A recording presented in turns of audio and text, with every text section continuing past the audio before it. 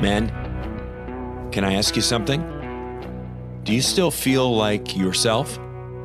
Or are you more tired than you used to be? Less driven, less focused, less interested?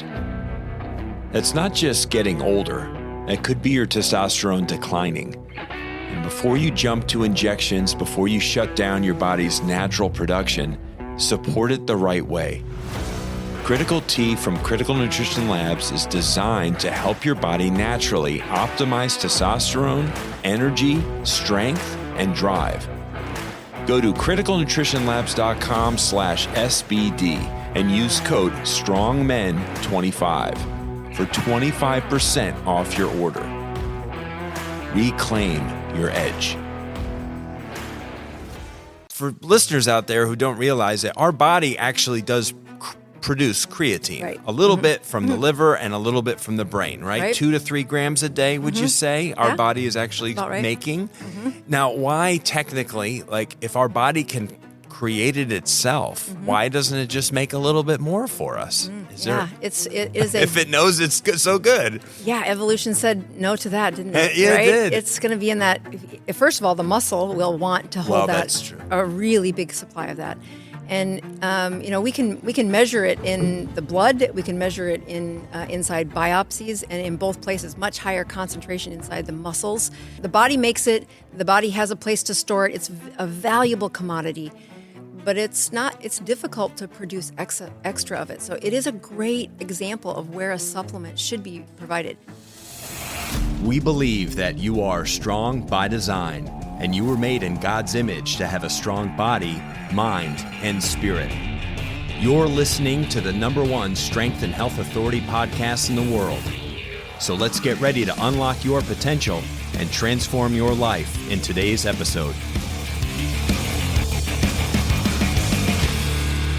Welcome, ladies and gentlemen, to another episode on the Strong by Design podcast. So grateful for our return guest, I think a 5-time guest now here on the podcast, which is just unbelievable. I can't believe that she likes us that much, that she's willing to come back, but you're close enough. So I'm your neighbor. Yeah, you're a neighbor. So Chris, I'm going to be hard to get rid of forever and ever. I just realized that it had been since late July of last year that you had been in the building, and we had so much fun. We did a whole metabolic workout series with how it impacts your blood sugar, and I had my monitor on, and we had, just so much fun in the little mini workouts that we made, and so many great little clips that we got out of it. I'm still sharing these things, by the way, because we had so many, and then plus sometimes you just gotta reshare some of the best stuff because people don't see it or they forget or whatever, and it was just, it's always certain people walk into the building and the atmosphere changes, the energy is different, it's just more, it's more entertaining, it's more enjoyable. I always learn so much from you. You've been coming in here now for, I think the first time we met was 4.5 years ago, right? 4.5 years ago at the summit. Yes, the Florida Faith Leader Summit. Yes. And you were a speaker, and you were marvelous. And Mike and I got to talk with you, meet with you, and we said we would love to have you in for our podcast, and you did, and you were so gracious. And then since then, we've just continued these great conversations because I always learn so much from you, and I'm always open to, the things that you're doing. I try to follow what you're doing and try to say, well, she talked about this, so it's probably worth investigating. And then, I'm just, I'm kind of one of these guys that just is always seeking. And I find it, this topic in particular that we're talking about today is something that I've been using, I know, right? For all the wrong reasons, apparently, for 20, 30 years. And so, and it's for the last year, I can't scroll on YouTube without finding a video that is touching on this particular topic. Right. It's blown up. As a physician, when I would hear about the topic of creatine, I would be like, oh, these are always the bro gym people saying stuff Yes. there. I'm like, I don't understand half of what they're using it for. Yes. I don't think they do. They're learning it from the other guy in the gym, and I am not in the loop.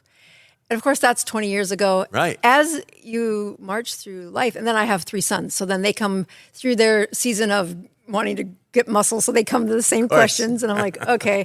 But even during that time, you couldn't get into the literature without saying, if you're trying to reach peak brain performance, if you're trying to repair a brain that's not working well, creatine comes up, and it should. It's got really good literature on how it works, why it works, and dang, the price is right. It's hard to screw it up. I mean, there's a few side effects that we're talking about, but boy, I'm excited to talk about it because your people meet my people, meaning the gym people were schooling me long before I ever said this word. And keeping up with you has been like the history of this until about the last 5 years where you're like, oh, I have plenty of studies now saying this is the right place to put some energy. Yeah. Well, it's the most studied supplement there is, isn't it? I mean, or it's right up there at the top. I mean, it's been around. So, geez, I want to say I was entering high school in around 1990. Okay. And I know right around then, creatine was already like a thing. And people were already like putting that white scoop in water or in their protein shakes. Right. Because it's supposed to help you feel stronger in your workout. And the whole thing was like, well, it's helping your energy resources basically recharge or work more efficiently in real time. Like while you're working out, you feel like you have more energy in the workout. I can remember the first bodybuilder who came to me saying, I'm getting ready for this thing. I'm trying to do these extended fasts. I think I need some labs done. And as he's talking about creatine, I'm thinking, why? Why are you using it? And his words back to me were, this is how you grow your muscles better. And he explained it in a way that was totally wrong, but it was the first time I'd heard it, and he seemed to be way more knowledgeable. So for about 10 years, I just kept thinking, yeah, these gym guys use it to make stronger muscles. No. That's not it at all. That's not it at all. It's not it at all. It's not what happens in the brain either. So you're a lot closer to the right answer of, it's an energy supply option that it's an ATP to ADP back to ATP process enhancer, correct? So you got to love chemistry in order to follow this, right? Yes. So let's just you do. ATP to ADP. What are you doing there? Okay, you've spent some energy. That ATP is how we feel energy. Well, where do you usually get it from? Glucose or fat or a ketone, and it goes through the mitochondria, and out comes ATP. That's common, right? There's a few things involved that you might need to have as cofactors, but I don't hear about creatine, at all. Right. Until you look really close in the fine print that says, okay, if you have, let's do brain cells because they're a lot easier for me to talk about. You got a brain that's doing its normal day, but it runs out of fuel. It's going low on fuel. The glucose has settled down, which means you're kind of that afternoon slump of, I just can't concentrate. I'm about to hit it in 10 minutes. And you think, okay, what's the fastest way to get somebody to feel better? Swallow some sugar, deliver it to the brain, you feel better. The reason you're feeling better is the production of ATP. But it takes time to do that. The glucose wasn't available. And in today's world, most of my patients, if they try to add glucose, it's not really increasing their glucose in the brain because they have so much insulin weighing down that reward of glucose. You got to take in a bunch of sugar. Yes. So then you say, okay, you could be in a ketogenic state, and that's another place of fuel. But you and I have played this game. It's hard to be in a I'm ketogenic. I teach this, but do I appreciate that I'm weird? And most of the people that are looking for persistent ketosis, they're going to dabble in it to say, I'm having a brain slump right now. Let's get fat burning in your brain better. We'll get you there in like 3 days. Okay, that's not going to be something where most people can't turn on the ketogenic state like that. Right. But creatine, think of it as a way to park and hold a phosphate. So that ADP, the D is diphosphate, ATP, triphosphate. And of course, when you can get that triphosphate available, that's ADP to ATP is going to be the energy is back. Your brain feels fuel. Okay. So what does creatine do? It holds the phosphate in its parked position. And it's sitting right there next to the mitochondria, right next to inside the astrocyte, and ready to donate its phosphate instantly when you need it. The the harder part is, how do you get enough in your brain? Right. Because the muscles. That's what we're going to talk about, right? Greedy little the shits. muscles are greedy, and they want it. Yes. And so your dosing has to be of a certain. Right. It is not an accident. When you see creatine, you should get a big bucket of it. Yeah. Yeah. That's not fake news. And it's actually not that expensive. Right. I mean, if you only put 5 grams in a day, your muscles will see it. You can, when you tag it and you look at the scans, they go into the muscle. It kind of parks there. It pulls in some water with that muscle, which is nice for the muscle. But you'll hear the naysayers say, I took creatine and I gained 4 pounds or something. And it's water weight, which is not bad to have your muscles having that little bit of water in them. But expect that. And then know that you have a bunch of muscles to satisfy before your brain gets it. Yes. It gets to that muscle. It holds on to there much quicker. So it was about a year ago where I bring things home to my husband and say, we should do this. And he's like...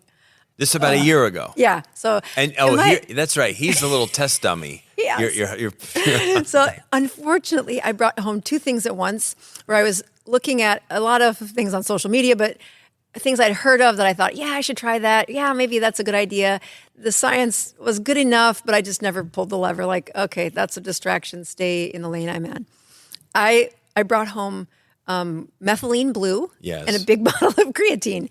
And I thought it would be a good idea to just take the 2 of those at once first thing in the morning. Oh, boy. So 10 grams in there, 2 scoops, which is a pretty good dose. Yeah. Especially if you've... Maybe it's a double dose, basically, yeah. And there are some GI systems that could handle that, but at first, most are not going to handle that very well. And then I'd mix it in the morning, and I'd put if you look at methylene blue, you're going to need 18 droppers to get some of the advanced neuroscience stuff. And I'm like, wow, you'll have blue teeth and blue tongue for a week. So I would start with 2 droppers of this methylene blue. It's a super baby dose, but I was like, oh, we'll try it. And methylene blue tastes terrible. So I'd stir it up, and then I'd take a shot first thing in the morning. And I did this for at least 2 weeks straight without missing a dose. And I definitely could feel improvement in my brain function. And I wasn't sure who to give credit to. Okay. But I also had the side effect that most people, when you haven't taken creatine and if you just shot it down the hatch, you're going to have some You're diarrhea. running to the bathroom. Yeah. So I think most of it I did not absorb. But I was just trying to say, let's see if I notice a difference. Do I notice a difference?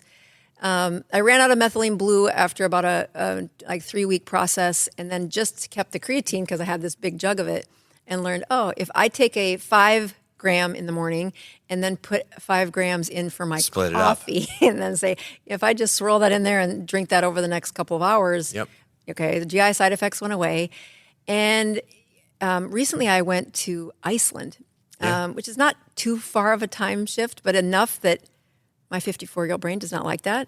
And so I prepared that, all right, I'm going to have creatine along because it really is the delivery of fuel when it's slumping. Yeah. And if you watch, what is the problem with the time shift is your circadian rhythm is off.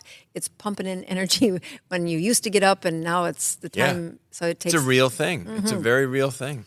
Fastest reset I've ever had. Really? Wow. Now, I bumped up to 20 grams when I did that. And that's what I took this morning. Oh, yeah. I mean, cognitively, I feel good. Mm-hmm. I usually only get 6 hours of sleep because I stay up too late. Oops. That's my trouble. I'm consistently getting up early in the morning. I get up by 6:30, 6:40 each day. But I have a tendency sometimes I will manipulate my bedtime. Mm-hmm.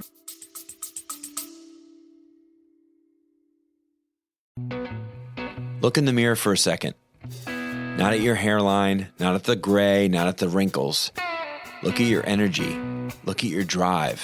Look at the fire. If you're being honest, is it the same?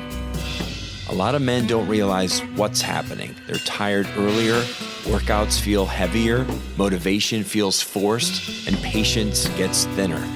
They think maybe this is just aging, or worse, they jump straight to injections. But before you go medical, before you commit to shutting down your body's natural production, ask a better question. Have I done everything I can to naturally support my testosterone? Critical T from Critical Nutrition Labs was built for that exact reason. It's designed to help your body optimize its own testosterone levels, supporting strength, energy, performance, and drive. Because this isn't just about hormones, it's about leadership, confidence, vitality, being strong for the people who depend on you. Go to criticalnutritionlabs.com/SBD and use code STRONGMEN25 for 25% off your order. Don't accept decline. Take control.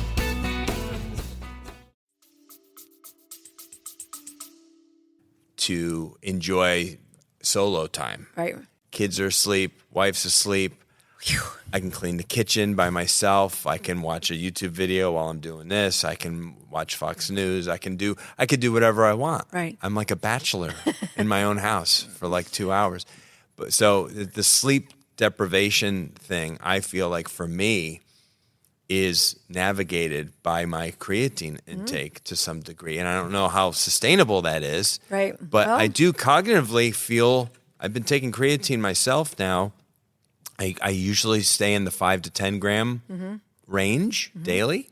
But this morning I double dosed. I did two how many scoops would that be? Four, basically 4 scoops.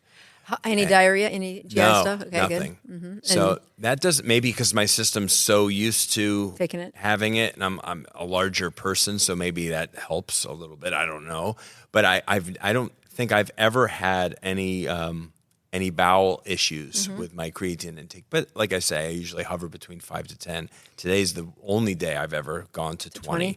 But all the signs seem to point to that's the magic range if you really want to feel it up here. Because to get it in the brain, especially your muscle mass is large, that process of it'll soak right into the muscles. You tag it and you do the scan and you're like, it's not a brain supplement. Yes. Until you satisfy the nourishment of... And there's some loss probably getting into it, yep. Right? The blood-brain barrier or whatever, that you're going to have some It's picky. Some loss. It's picky what it's going to let in there. But I mean, I also think when you look at... So let's just take, Chris, sleep deprived. 6 hours, wakes up in the morning, hoping to use a focused brain for the business until, 3 o'clock in the afternoon, 4 o'clock? Yeah, 4. Yeah. Okay, so in those hours, the amount of energy that your brain is 20% of the body's energy is going to the brain.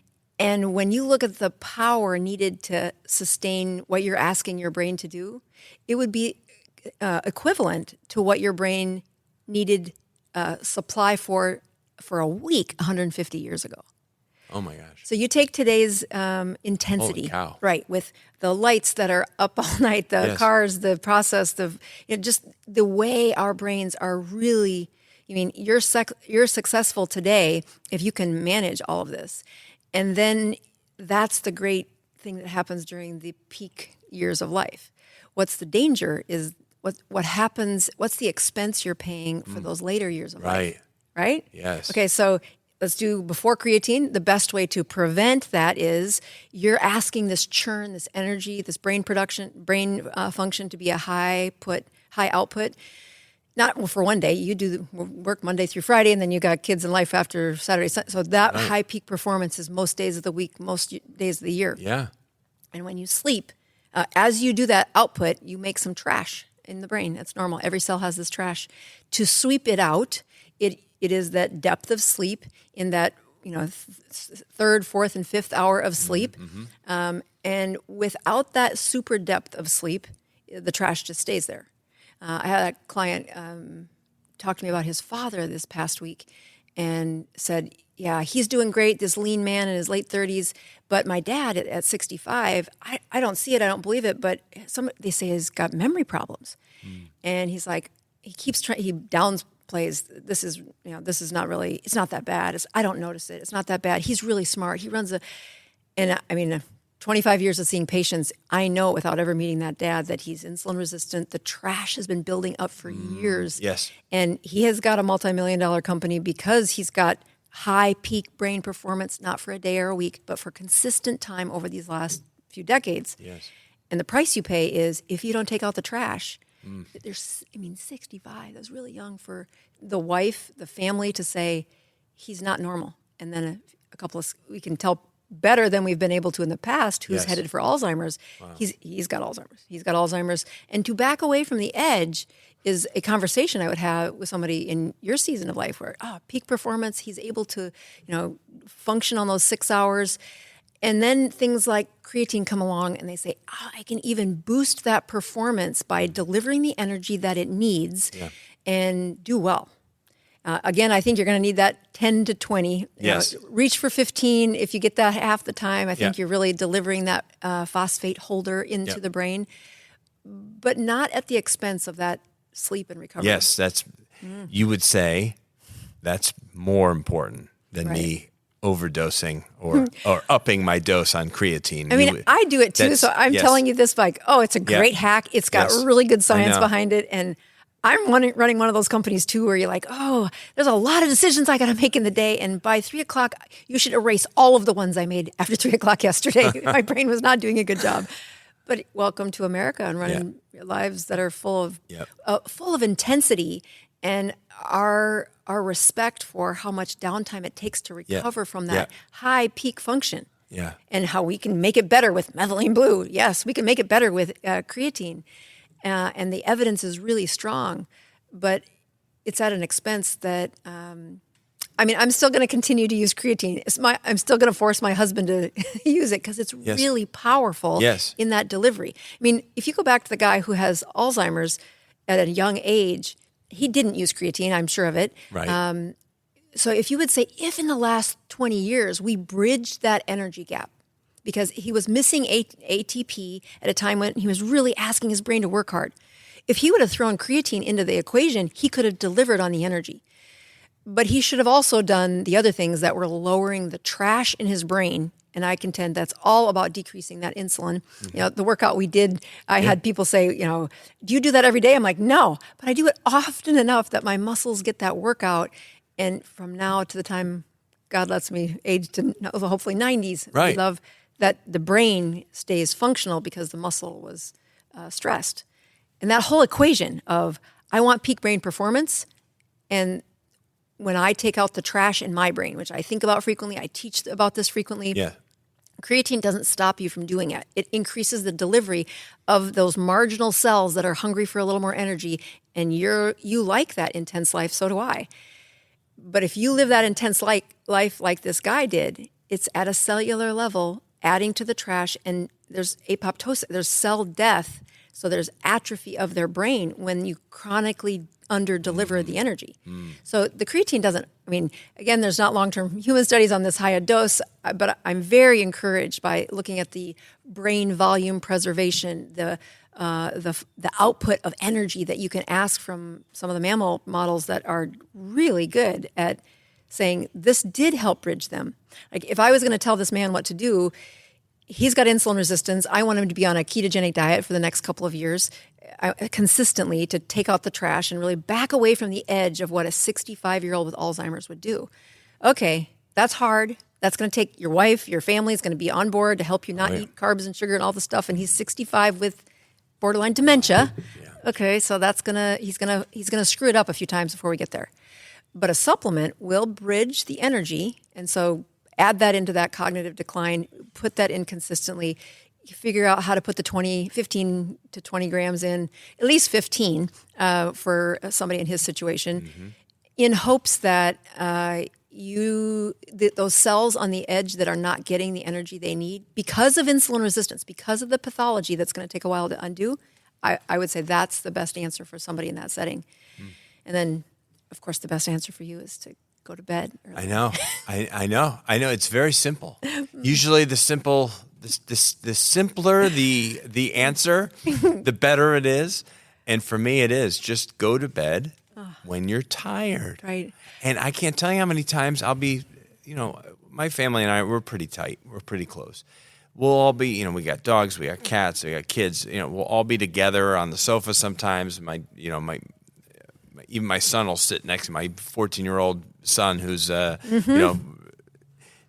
tall as I am now. He'll sit next to me or whatever and be like, "Can you rub my calf?" Yeah. He's an athlete, so something always like bugging him or hurting. But I'll be like falling asleep. It'll be 9:30, and everybody's, my daughter has to get up and go brush her teeth, and I can tell my body is like tired. Go to bed. Right. And then I'll get up and I'm starting to get the coffee ready for the next morning. I make sure the pots, put stuff in the dishwasher. Now I'm up and moving around. now I'm recharged now. I'm waking up now when I should just be drifting off and doing the same thing everybody else is doing. I want to make sure they do what they need to do. My wife's a sleeper. She needs her sleep. Right. She'll take naps. She doesn't care if she's the first one to go to bed in the house. She's a great sleeper. And she doesn't function well if she doesn't get her sleep. Whereas I, on the other hand, for some reason, have convinced myself subconsciously that I'm okay as long as I get my 6 hours kind of thing. But I know getting 7 to 8 would be a huge benefit to me. Yeah. I mean, one of the tells I always, what does midnight mean to you? Midnight means it's time. Right? Like midnight means like brush your teeth. Like right. It's time. You hit. It's tomorrow. Tomorrow's arrived. You know. What I tell patients when they say that, because that answer is what midnight means to them is, I'm pushing it. I need to get to bed. Right. Okay. And I tell them that midnight is supposed to be in the middle of the night. Now, I know some people will take it. I have a funny side story. We'll come right back to this. But I have a mentor of mine, Dr. Ron Eccles, who's a dear friend. And as you get older, you have this thing that happens where the early riser, mentality kind of really takes its and grows into its own thing. So it's now it's not, I don't get up at 5. I don't get up at 4. I get up at 3. And I'm like, well, when are you going to bed? I'm like, are you going to bed? He's like, well, I start getting kind of by 7, like I'm winding down and I want to be in bed by 8. I'm like, holy crap. And he's your people, so this is you. Is this where you're at? Not quite 7 o'clock. Yeah, he's hilarious though, because he's like, it's gotten worse, if you will, or better. I guess depends on which way you look at it. Over the last 4 or 5 years, because I've known him for about 10, and I remember he used to always brag about kind of being up by 5, between 5 and 6, and then it became 4. Now it's 3. I'm like, Ron, we're getting close to going to bed at 6, getting up at 2. What are you, a police officer? Right. You got some weird hours going on. Right, that's not circadian rhythm at all anymore. No, he's going too far. Right. So I do get it though. Midnight does mean it's middle of the night. Right. Ideally, yeah. At 9 o'clock, that's kind of especially in Florida, 9 o'clock, it's dark, finally, for 8 months out of the year when the sun is up until 8-ish or after 8. By 9, your body is telling you, it's dark out now, it's time to, slow down, wind down, go lie down, go, get horizontal and just, and then wake up at 6 with the birdies. Right. And it's kind of the way nature designed us. That kitchen will still be there in the morning. All those dishes will still be there in the morning. They will. And you know what? I can have just as much pleasure getting up early and doing that. Right. And listening to maybe some worship music or a podcast or something when no one's up yet.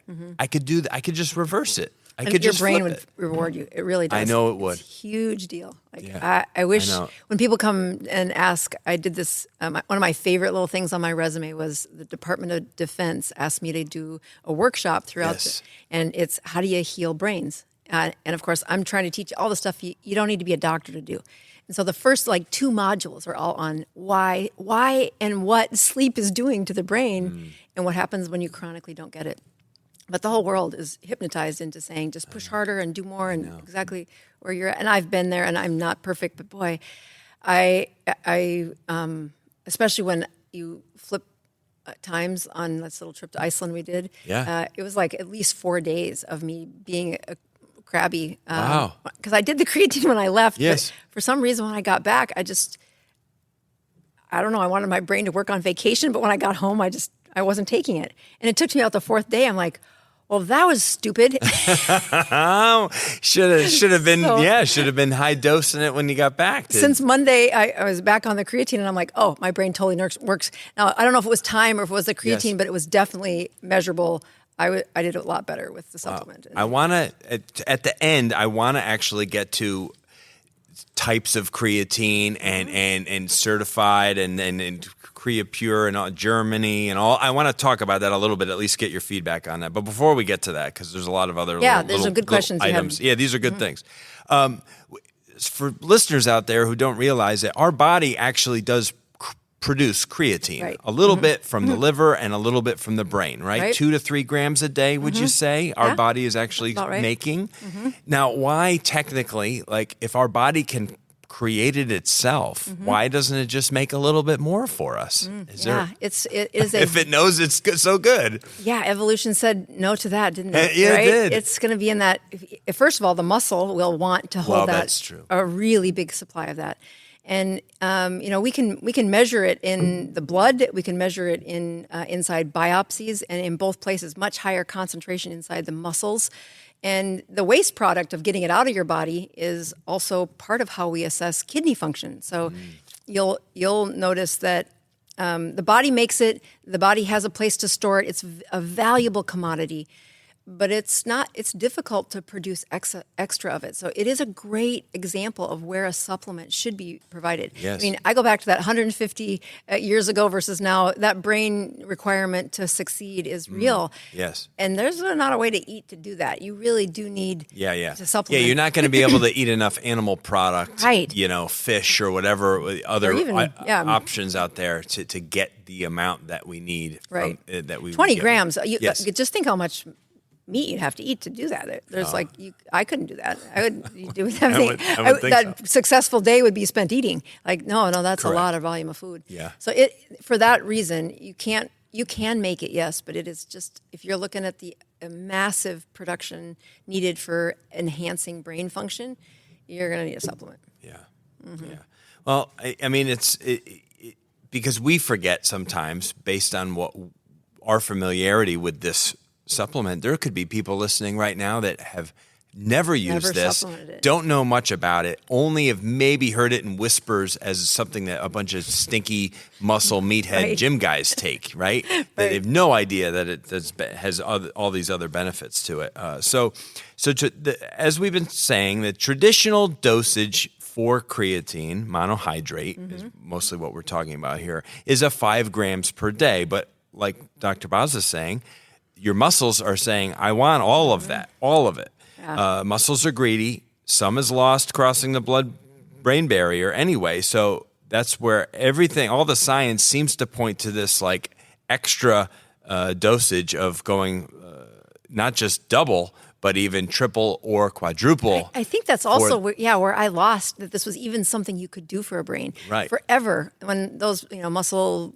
gym say, "Oh, can I do this? Can I?" And they're taking it, but they're about the 5 grams as well. Yeah. And everything says, yeah, fine for muscles. I didn't even understand that you could get into the brain until about like 5 years ago, saying, "Oh, you can." Wow. And then, and as much as you've Right. known and work you've done on the muted. brain, but were the studies necessarily weren't talking about creatine and brain, right? they left it to the muscles. Everything was looking at the muscles. And now you look at the explosion of brain information over the last two decades starts with how we image it, how we can see it, how we can measure what's functioning, what's not functioning.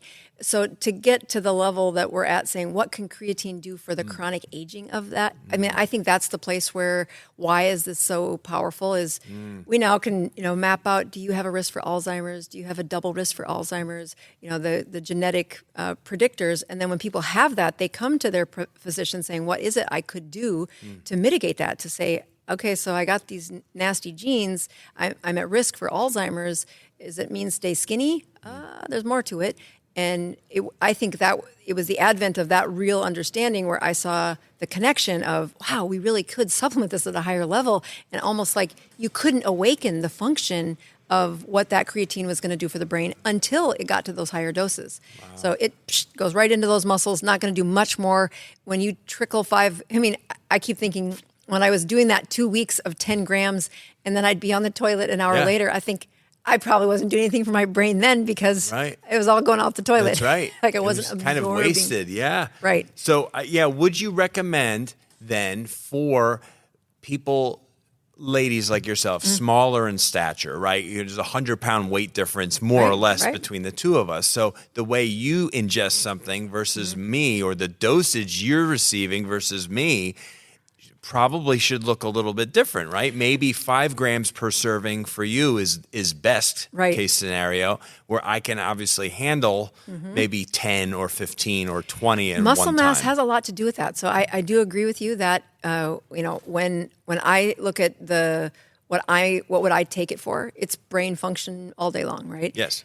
10 milligrams is a minimum, and I would put that in a place where I get it over a few hours, so the absorption is more guaranteed. But I wouldn't go under 15 if you're saying the reason you're taking it is brain enhancement. Start at 15 with the muscle mass that you've got. I mean, they're just so greedy. You don't get to count that first. That's right. Right. Yeah. Well, I definitely have to be better at that, because I bet you I've been only living in the 5 to 10 gram. I do like a heaping, right? A heaping scoop, It's and maybe cheap, sometimes it's 2. So maybe at most I'm getting 10. Right. And so I'm probably kind of underdosing it if I'm really looking for the cognitive side. And do you go on and off of it just because of?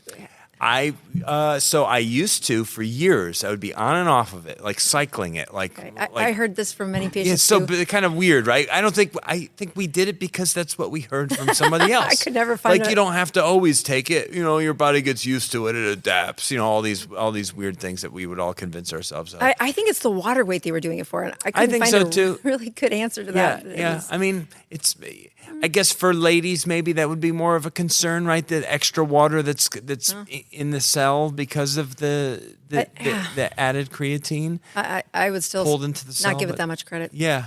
So I don't know. So many things that we do in our lives are just conditional based. Yeah, the mimicking, like this is what... mimicking. Mm-hmm. Yeah. So I wouldn't, but so in the last, let's say 6 months, have you Yes. had times where you're without this and then you get back on it? I would say maybe just days at a time, maybe because if I was traveling, I didn't bring any with me, but no, I would say consistently 6 to 7 days a week, I'm having my creatine. That's great. But I again, I don't feel like my dosing, and it's only because I would say too, it's been probably just the last 6 months I've been paying more attention to this as a brain. I was not looking at this at all a year ago when I was preparing for my TED Talk and all that stuff. I wasn't looking into creatine for brain at all. I probably would have made its way into my talk a little bit or something. I don't know. I don't know, but it would have influenced my thinking about this topic at a long time ago. So it's just been everything I've been seeing. On those, so travel days can be tough because if you're going in an airplane. But on the travel days when you didn't have it, do you notice the weight change?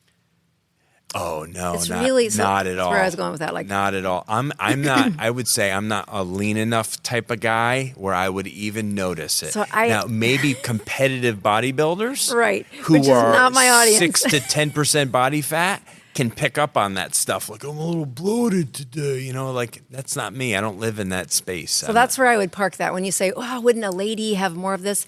Look, in most people, that insulin resistance, that aging of life still has so many other factors that if they slightly notice, if they're the kind of person who's weighing every morning, I've had patients say, "Oh, I was up about 1.5 pounds," and I'm like, "Who checks it that often?" That's right. I don't do that. Right. But when if you were on a wrestling team and you said I had to weigh in, Yes. okay, well then get off it for the 2 days before weigh-in. Right. But that performance for good energy to the muscle, creatine is going to be your friend, and but that's a different lean body mass. The people we're talking to that are trying to use it for brain do not major in the minor leagues there, where yes, there's some water shifting. It's not bad water shifting. Forget about it. Just focus on forget about it. Did you get those grams in? And for you, I would push to 15, and then have it in a way that your body can absorb well. Yeah. The other part of any supplement that I think patients need to pay really a close attention to is how well does your body absorb anything. Yeah. Like if you've got that irritable bowel story that, they can get the diarrhea from a little spice of this, or they're very sensitive.